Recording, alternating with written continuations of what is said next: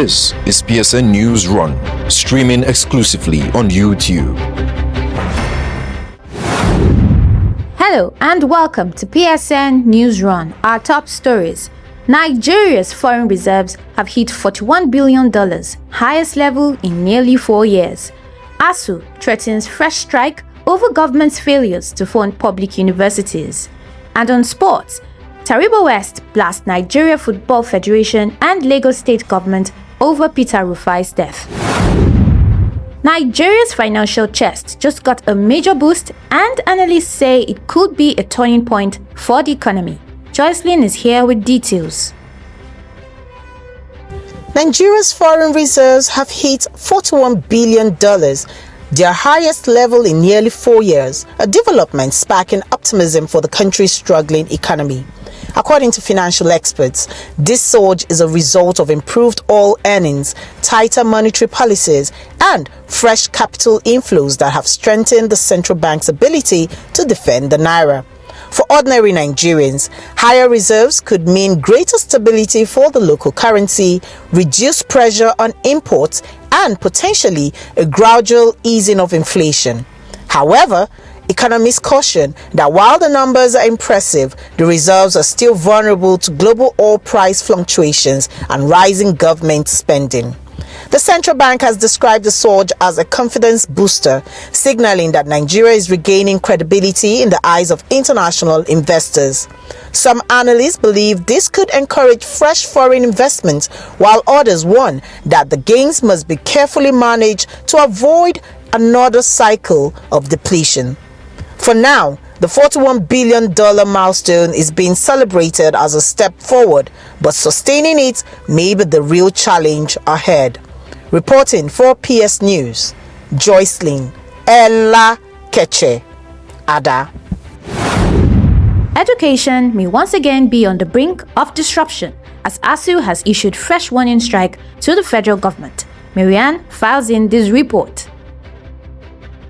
The Academic Staff Union of Universities, ASUU, is once again on a coalition course with the federal government, following fresh threats of an industrial strike. Speaking at a press conference on August 21, 2025, ASUU's president Chris Poina warned that members may be forced to down tune if government fails to prioritize the revitalization and proper funding of Nigerian public universities. He stressed that despite several agreements signed with past administrations, many of the promises, particularly on infrastructure, research support, and staff welfare, remain unfulfilled. Chris Poina highlighted that the union's demands are not new, but stem from long-standing issues that continue to weaken the quality of education in the country. He argued that inadequate funding have left Nigerian universities struggling with poor facilities, overcrowded lecture halls, and brain drain as lecturers leave for better opportunities abroad. The ASUU president urged the federal government to act urgently, warning that another strike will further disrupt the academic calendar and deepen the crisis in the education sector.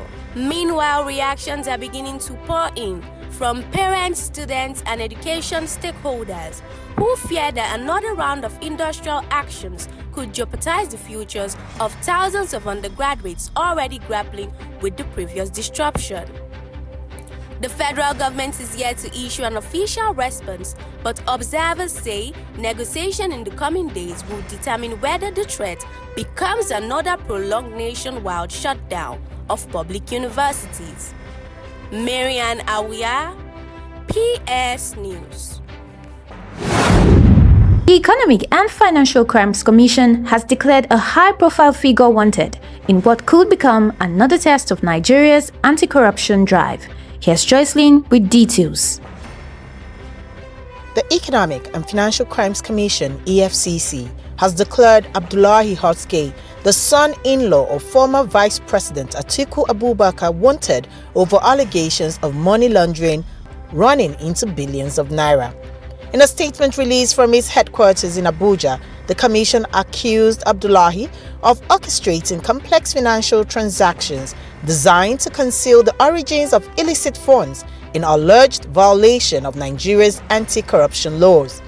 According to the EFCC, preliminary investigations links Abdullahi to suspicious movement of funds through multiple bank accounts and shell companies, with concerns that proceeds may have been laundered through both local and foreign channels. The anti-graft agency says Abdullahi has repeatedly ignored invitations to appear before investigators, prompting the public declaration. His current whereabouts remain unknown. The EFCC has appealed to Nigerians with credible information on his location to come forward, stressing that no individual, no matter their political ties or social standing, will be shielded from accountability. Meanwhile, the development is already sparking political reactions, given that Abdullahi has ties to one of the country's most influential political families. Analysts say the case will test the EFCC's ability to pursue political exposed persons without fear or favor. For now, Abdullahi Haske remains on EFCC's wanted list, with the agency vowing to intensify its manhunt until he is brought to face justice. Reporting for PS News, Joycelyn Ella Keche Ada. In a groundbreaking medical and technological breakthrough, a Nigerian company has developed a prosthetic arm that could transform lives across the continent. Ella is here with details. A Nigerian prosthetic startup, Immortal Cosmetic Art, has unveiled the Ubokobong bionic arm, a first-of-its-kind prosthetic designed specifically for amputees in Africa. Unlike traditional prosthetics, this innovative device uses electromyography technology to detect brain and muscle signals, allowing users to control the arm with natural movements. It also features hyper-realistic skin tones tailored for Black users, solving a long-standing challenge in prosthetics design. According to the developers, the arm is not only functional but also affordable compared to imported options, which often remain out of reach for ordinary Nigerians. Already, the company says it has received international pre-orders even before its official market launch. Health experts describe the invention as a potential game changer for thousands of amputees in Nigeria and across Africa, where access to advanced prosthetics has been limited by cost and lack of local innovation. Beyond its medical value, the breakthrough is being hailed as evidence of Nigeria's growing capacity in technology and biomedical engineering. Advocates say it could place the country at the forefront of inclusive healthcare solutions in the developing world. For amputees who have long faced physical, emotional, and economic challenges, the Ubokobong bionic arm may soon provide a new lease of independence and dignity. Ella Okechukwu, PS News. On the international scene, global tensions are escalating once again as Russia steps up its strikes while Washington's politics play into the battlefield. Joycelyn is on the international desk. Russia has launched a missile strike on a US-owned industrial facility in eastern Ukraine, intensifying fears of direct confrontation between Moscow and Washington. The factory, reportedly used for logistics and equipment maintenance, was reduced to rubble, though casualties remain unclear. The strike comes just hours after US President Donald Trump publicly endorsed Ukraine's latest military offensive, marking a dramatic shift in tone. Trump, who had previously called for a quick peace settlement, now says Kyiv has the right to press its advantage on the battlefield. Analysts warn that Moscow may view Trump's statement as a green light for deeper American involvement in the war, and the timing of the attack may be Russia's way of sending a sharp message to Washington. Meanwhile, Ukraine's government has condemned the strike as an attack not only on its sovereignty but also on foreign investments critical to its wartime economy. Kyiv says it underscores the urgent need for more air defense systems. In Washington, officials have yet to confirm whether the factory was directly linked to U.S. military aid, but the incident is fueling debate over America's role in the conflict. as domestic politics and global security interests collide. For now, the strike is another reminder that the war in Ukraine continues to spiral, with consequences that stretch far beyond Europe borders. Reporting for PS News, Joycelyn Ella Keche Ada. It's been a busy day in the world of sports, from injury setbacks in the Premier League to the kickoff of a new NPFL season, plus strong words from a Nigerian legend. Let's dive into the top stories. Sam is on the sports desk. Former Super Eagles defender Taribo West has publicly criticized the Nigerian Football Federation and Lagos State government, accusing them of neglecting the family of late goalkeeper Peter Rufai. Speaking at Rufai's burial, West described the lack of support as disheartening, recounting how he broke down in tears at the goalkeeper's passing. He said the treatment of Nigerian football heroes after death remains shameful.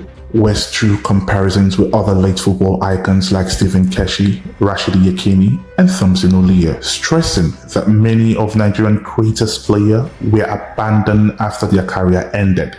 The ex-Inter Milan star questioned the very existence of a functional football governing body, asking why a national hero like Rufai should be left for his family alone to carry the burden. He warned that such neglect discourages younger players from committing the future to the country.